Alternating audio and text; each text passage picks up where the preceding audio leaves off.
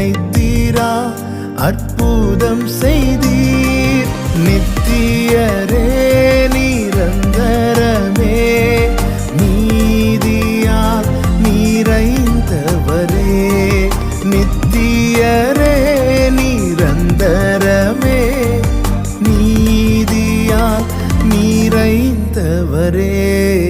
தோளில் இருந்து உயர்த்தினீர், தூக்கி என்னை நிறுத்தினீர், துதித்து பாட வைத்தீர்.